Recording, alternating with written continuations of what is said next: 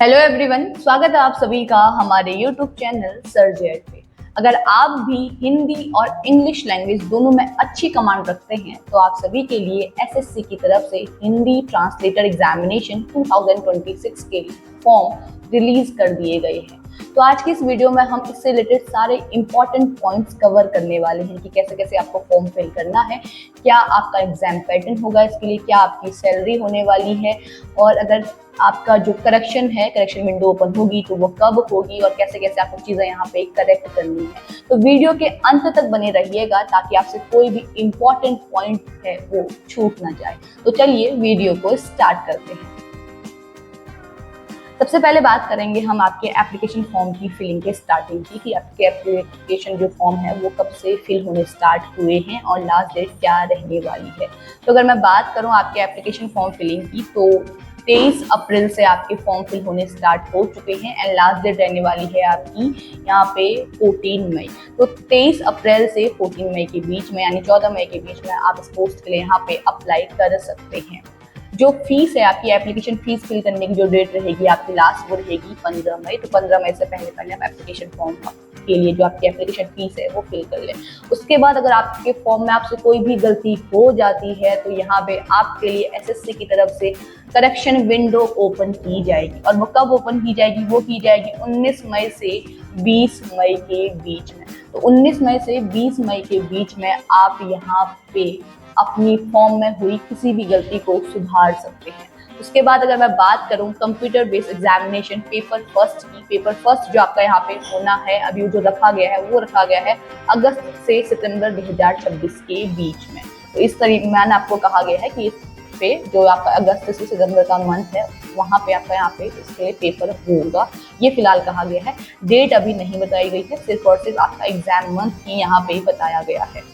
अब बात करते हैं बाकी चीज़ों के बारे में। अब जब आपका हिंदी ट्रांसलेटर के फॉर्म रिलीज किए गए हैं तो इसके अंतर्गत आपकी यहाँ पे 4 पोस्ट रिलीज की गई है। तो एक एक करके हम सारी पोस्ट डिस्कस करेंगे, साथ ही में उसका लेवल एंड जो आपका पे स्केल है वो भी डिस्कस करने वाले हैं। तो पहली पोस्ट आपकी रहेगी junior translation officer in central secretariat official language services. ये आपका पोस्ट रहने वाली है जो लेवल 6 की रहेगी। अगर मैं बात करूँ पे स्केल की तो 35,400 से 1,12,400 तक आपका पे स्केल रहने वाला है। सेकंड है आपका जूनियर ट्रांसलेशन ऑफिसर जेटीओ इन आर्म्ड फोर्सेस हेडक्वार्टर्स, और इसके लिए भी आपका सेम रहेगा, लेवल 6 की जॉब रहने वाली है और पे स्केल आपका सेम रहने वाला है। थर्ड जॉब है जो आपकी, या थर्ड पोस्ट है जो आपकी, वो है junior Hindi translator, junior translation officer, junior translator in various central government ministries departments and organisations, और ये भी आपका सेम रहने वाली है, लेवल 6 की ही जॉब रहने वाली है। अब बात करते हैं लास्ट पोस्ट की जो आपकी थोड़ी सीनियर होने वाली है, एक ऊपर पोस्ट हो जाएगी आपकी, जो है आपकी senior Hindi translator, senior translator, senior translation officer in various central government ministries department and organisation. ये आपकी लेवल 7 की जॉब रहने वाली है जो आपकी एक लेवल ऊपर रहेगी बाकी जॉब से। और इसके लिए जो आपका पे स्केल रखा गया है वो रखा गया है 44,900 से 1,42,400 के बीच में, ये आपका पे स्केल इसके लिए रहने वाला है। अगर बात करें नंबर ऑफ वैकेंसीज की टोटल पोस्ट के लिए तो यहाँ पे आपकी 84 वैकेंसी जो है वो रिलीज की गई है। ये आपकी वैकेंसी जो है वो घट बढ़ भी सकती है, डिक्रीज भी हो सकती है, इंक्रीज भी हो सकती है। फिलहाल आपकी 84 वैकेंसी यहाँ पे कही गई है। रिजर्वेशन भी आपका अप्लाई होगा, जितनी भी रिजर्व कैटेगरी हैं वो उसके लिए यहाँ पे अप्लाई कर सकते हैं, उनके लिए यहाँ पे रिजर्वेशन भी अप्लाई किया जाएगा, रिजर्वेशन का यहाँ पे फायदा मिलेगा। उसके बाद बात करेंगे बाकी चीज़ों के बारे में। यहाँ पे एज रिलैक्सेशन यहाँ पे है, एज रिलैक्सेशन के बारे में हम बात करेंगे कि आपकी जो एज है वो कितनी रखी गई है और एज रिलैक्सेशन है वो कितना यहाँ पे अप्लाई होगा। तो यहाँ पे आप सभी कैंडिडेट से जो एज मांगी गई है वो मांगी गई है minimum 18 years and maximum 30 years. अगर आपकी एज है तो आप इस पोस्ट के लिए अप्लाई कर सकते हैं। कैलकुलेट होगी आपकी 1 अगस्त से ये एज कैलकुलेट होने वाली है।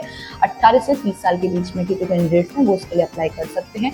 उसके बाद यहाँ पे अगर आपकी एज 30+ हो चुकी है और अगर आप रिजर्व कैटेगरी से बिलोंग करते हैं तो आप यहाँ पे एज रिलैक्सेशन का फायदा भी उठा सकते हैं। यहाँ पे मेंशन किया गया है एससी के लिए कितनी है, एसटी के लिए कितनी है, ओबीसी के लिए कितनी है, पीडब्ल्यूबीडी कैंडिडेट्स के लिए यहाँ पे कितनी रखी गई है एंड साथ ही में एक्स सर्विसमैन के लिए भी यहाँ पे आपको एज रिलैक्सेशन देखने को मिल जाएगा। तो आप इस तरीके से यहाँ पे यूज़ कर सकते हैं। उसके बाद यहाँ पे स्क्राइब के लिए कुछ पॉइंट्स दिए हुए हैं। अगर आप स्क्राइब का यूज़ करते हैं, अगर आप असमर्थ हैं खुद पेपर करने के लिए, तो आप स्क्राइब का यूज़ करेंगे तो उसके लिए यहाँ पे क्या क्या चीज़ें आपको फॉलो करनी है, क्या क्या डॉक्यूमेंट आपके होंगे, वो सारी चीज़ें यहाँ पे दी हुई हैं। अब बात करेंगे आपके इसेंशियल एजुकेशन क्वालिफिकेशन की, कि आपकी एजुकेशन क्वालिफिकेशन यहाँ पे क्या मांगी गई है। तो यहाँ पे एजुकेशन क्वालिफिकेशन पोस्ट वाइज मांगी गई है। जैसे आपकी पोस्ट रहेगी ए, और ये कोड दिए हुए हैं, पोस्ट कोड ए और सी, यानी junior Hindi translator and junior translation and junior translator, ये आपका दिया हुआ है। इसके लिए जो आपकी एजुकेशन क्वालिफिकेशन है वो मांगी गई है। आपका मास्टर्स कंप्लीट होना चाहिए हिंदी में with English as a compulsory subject. अगर आपकी मास्टर्स कंप्लीट है हिंदी में और उसमें आपका जो इंग्लिश है वो as a compulsory elective subject यहाँ पे होना चाहिए, ठीक है। तो आप अप्लाई कर सकते हैं। या तो आपका मास्टर्स कंप्लीट है इंग्लिश में with Hindi as a compulsory और इलेक्टिव सब्जेक्ट और as a medium of examination. अगर आपका मास्टर्स कंप्लीट है इंग्लिश में, तो आपका जो हिंदी सब्जेक्ट है उसके साथ ही इंग्लिश में मास्टर्स कंप्लीट होने के साथ ही साथ अगर आपका हिंदी का जो सब्जेक्ट है वो कंपलसरी सब्जेक्ट है, ठीक है, और मीडियम जो एग्जामिनेशन का है वो डिग्री लेवल में वो भी हिंदी है, तो आप अप्लाई कर सकते हैं यहाँ पे। यानी आपका मास्टर्स अगर इंग्लिश में है तो भी आप यहाँ पे अप्लाई कर सकते हैं, लेकिन शर्त ये है कि आपका जो हिंदी सब्जेक्ट है वो एक कंपलसरी और इलेक्टिव सब्जेक्ट होना चाहिए। यदि आपका मास्टर्स हिंदी में है तो जो इंग्लिश सब्जेक्ट है वो आपका कंपलसरी एंड इलेक्टिव सब्जेक्ट होना चाहिए, तभी आप अप्लाई कर सकते हैं। उसके बाद अगर आपके पास ये दोनों कंडीशंस नहीं है तो फिर तो उसके बाद कहा गया है कि आपके पास किसी भी सब्जेक्ट में मास्टर डिग्री हो, ठीक है, हिंदी और इंग्लिश को छोड़ के, तो जो पेपर है आपका या जो मीडियम है आपका पेपर का वो हिंदी मीडियम होना चाहिए और इंग्लिश एज अ कंपलसरी और इलेक्टिव सब्जेक्ट होना चाहिए, ठीक है। मास्टर्स आपका किसी भी सब्जेक्ट में है हिंदी मीडियम से, तो जो इंग्लिश है आपका वो एज अ कंपलसरी और इलेक्टिव सब्जेक्ट होना चाहिए। और वही आप उल्टा कर दीजिए कि अगर मास्टर्स आपका किसी भी सब्जेक्ट से है तो आपका जो मीडियम है वो इंग्लिश है, ठीक है, आपने पेपर इंग्लिश मीडियम में दिया है, मास्टर्स आपका किसी भी सब्जेक्ट से कंप्लीट है, लेकिन वहाँ पे आपका हिंदी एज अ कंपलसरी और इलेक्टिव सब्जेक्ट होना चाहिए, तो भी आप अप्लाई कर सकते हैं। यानी अगर आपका हिंदी इंग्लिश दोनों में से कोई एक है तो आप यहाँ पे अप्लाई कर सकते हैं, लेकिन शर्त ये है कि अगर हिंदी में कंप्लीट है तो इंग्लिश आपका एक कंपलसरी सब्जेक्ट होना चाहिए उसमें, और अगर इंग्लिश है तो हिंदी, और अगर दोनों ही नहीं है, दोनों में ही आपने मास्टर्स नहीं किया हुआ है, तो आपका यहाँ पे मास्टर्स किसी और सब्जेक्ट में हो सकता है, लेकिन वहाँ पे आपका मीडियम क्या होना चाहिए। अगर हिंदी मीडियम है तो इंग्लिश आपका कंपलसरी सब्जेक्ट होना चाहिए, अगर आपका इंग्लिश मीडियम है तो हिंदी आपका कंपलसरी सब्जेक्ट होना चाहिए, तो आप अप्लाई कर सकते हैं यहाँ पे। उसके बाद यहाँ पे कहा गया है कि अगर आपका मास्टर्स कंप्लीट है हिंदी और इंग्लिश को छोड़ के किसी भी सब्जेक्ट में, तो यहाँ पे आपका हिंदी और इंग्लिश दोनों सब्जेक्ट उस टाइम पे होने चाहिए एज अ कंपलसरी और इलेक्टिव सब्जेक्ट, और either of the two as a medium of examination. तो अगर आपका मास्टर्स किसी और भी सब्जेक्ट में है तो आपका हिंदी और इंग्लिश दोनों वहाँ पे एज अ इलेक्टिव और कंपलसरी सब्जेक्ट होने चाहिए। अगर आपके पास है तो आप अप्लाई कर सकते हैं, या फिर आपके पास डिप्लोमा और सर्टिफिकेट कोर्स है in translation from Hindi to English और इंग्लिश टू हिंदी, ठीक है, और 2 साल का एक्सपीरियंस आपके पास है ट्रांसलेशन वर्क का फ्रॉम हिंदी टू इंग्लिश और इंग्लिश टू हिंदी, किसी भी सेंट्रल और स्टेट गवर्नमेंट ऑफिस में आपने काम किया हुआ है तो आप यहाँ पे अप्लाई कर सकते हैं। तो ये थी आपकी एजुकेशनल क्वालिफिकेशन जो जूनियर ट्रांसलेटर ऑफिसर के लिए। अब बात करेंगे पोस्ट कोड बी, जो आपका सीनियर हिंदी ट्रांसलेटर रहेगा। सेम चीज यहाँ पे भी रहने वाली है। मास्टर्स अगर हिंदी में है तो आपका English as a compulsory subject होना चाहिए, अगर आपका मास्टर्स इंग्लिश में है तो हिंदी आपका कंपलसरी सब्जेक्ट होना चाहिए, दोनों में से किसी में नहीं है तो एक मीडियम होना चाहिए और एक सब्जेक्ट होना चाहिए, और अगर दोनों में से किसी में नहीं है तो दोनों ही आपके क्या होने चाहिए, या तो कंपलसरी इलेक्टिव सब्जेक्ट होने चाहिए और दोनों में से एक मीडियम आपका होना चाहिए।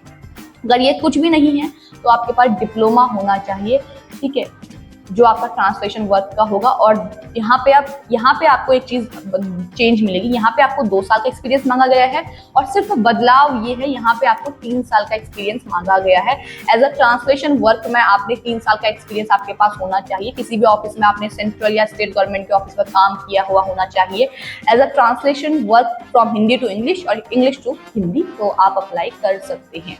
ये थी आपकी एजुकेशनल क्वालिफिकेशन, जिसमें बेसिकली आपसे मास्टर्स हिंदी या इंग्लिश दोनों सब्जेक्ट में मांगा गया है, दोनों में से एक में है, और एक सब्जेक्ट अगर आपका उसमें एडिशनल सब्जेक्ट है बाकी सब्जेक्ट में, तो आप यहाँ पे अप्लाई कर सकते हैं। बात करें अगर एप्लीकेशन फीस की यहाँ पे कि आपको कैसे कैसे फॉर्म फिल करना, कैसे कैसे फीस रहेगी आपकी, तो ये आपको यहाँ पे प्रॉपर बताया गया है कि कैसे कैसे आपको यहाँ पे से फॉर्म फिल करना है। आपको एक OTR जनरेट करना होगा, उसके बाद ही आपका यहाँ पे फॉर्म फिल हो पाएगा। और जो आपका फॉर्म फिल करने की लास्ट डेट है वो यहाँ पे 14 मई रहने वाली है। एंड फीस पे करने की जो आपकी डेट रहेगी वो यहाँ पे रहने वाली है 15 मई। फीस की अगर मैं बात करूँ आपको 100 रुपये फीस पे करनी है, और वो सिर्फ करनी है जनरल मेल, EWS मेल और OBC मेल कैंडिडेट को। उसके अलावा women candidates, SC ST, PWBD, ex serviceman, उनको कोई भी फीस यहाँ पे नहीं करनी है। उसके बाद करेक्शन विंडो की यहाँ पे बात हो रही है कि आपको यहाँ पे करेक्शन करना है, तो उसके लिए मैं बता चुकी हूँ आपको पहले ही कि आपका जो करेक्शन है वो यहाँ पे 19 से 20 मई के बीच में होने वाला है, तो उस दौरान आप यहाँ पे करेक्शन कर सकते हैं।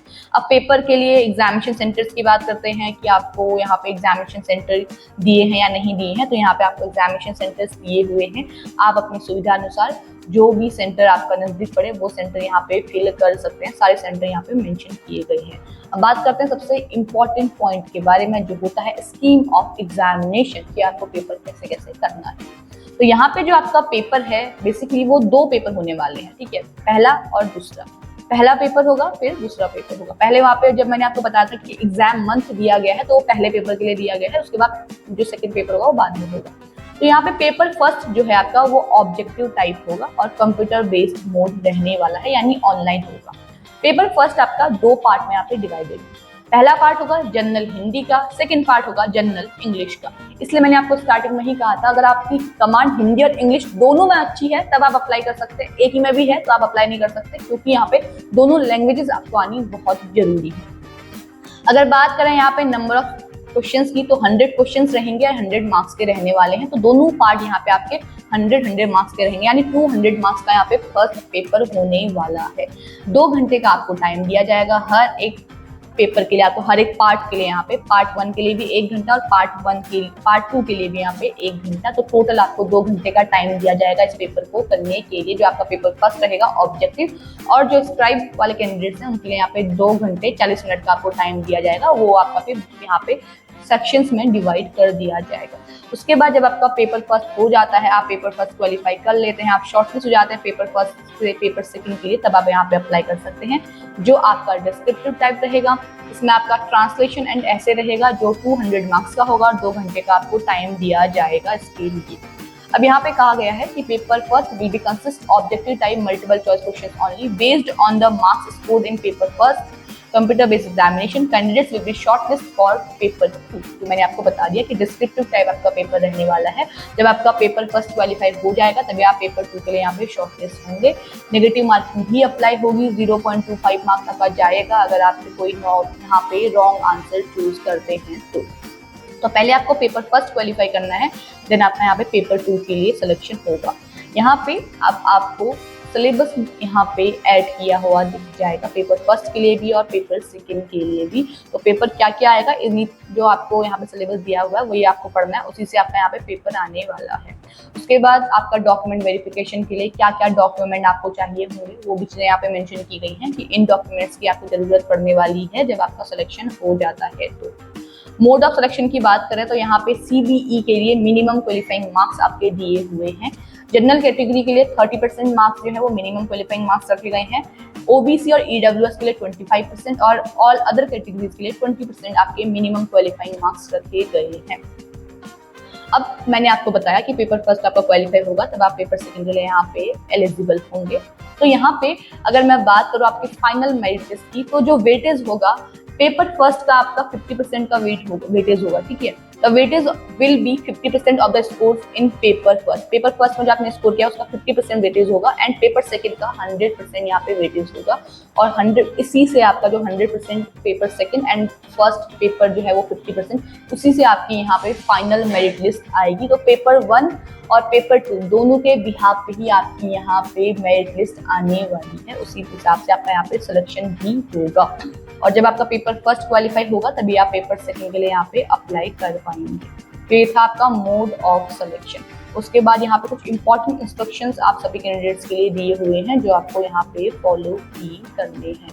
ये था आपका डिटेल्ड नोटिफिकेशन हिंदी ट्रांसलेटर का जो एसएससी की तरफ से रिलीज किया गया है। तो अगर आप अच्छी कमांड रखते हैं इन दोनों लैंग्वेजेस में तो यहाँ पे आप इसके लिए अप्लाई कर सकते हैं। अप्लाई करने की लास्ट डेट मैं आपको फिर से बता दूं 14 मई रहने वाली है, यानी 14 मई आपकी लास्ट डेट रहने वाली है। एंड फीस पे करने की लास्ट डेट रहेगी 15 मई। तो 14 मई से पहले आप इस फॉर्म के लिए यहाँ पे अप्लाई कर लें। अप्लाई करने का जो लिंक है वो आपको हमारे डिस्क्रिप्शन बॉक्स में मिल जाएगा, वहाँ से आप अप्लाई कर सकते हैं। लेकिन उससे पहले एक बार आप जरूर इस डिटेल नोटिफिकेशन को डाउनलोड कर लें, अच्छे से पढ़ लें, उसके बाद ही फॉर्म फिल करें। तो डिटेल नोटिफिकेशन का जो लिंक है वो भी आपको हमारे डिस्क्रिप्शन बॉक्स में मिल जाएगा, वहाँ से आप इसे डाउनलोड कर सकते हैं, अच्छे से पढ़ सकते हैं, उसके बाद ही फॉर्म फिल कर सकते हैं। बाकी ऐसे ही गवर्नमेंट जॉब से जुड़ी हुई जितनी इन्फॉर्मेशन आती हैं उनसे कनेक्ट रहने के लिए आप हमारे चैनल को जरूर सब्सक्राइब कीजिएगा। और अगर आपको ये वीडियो पसंद आई तो इसे लाइक एंड शेयर कीजिएगा। Thank you.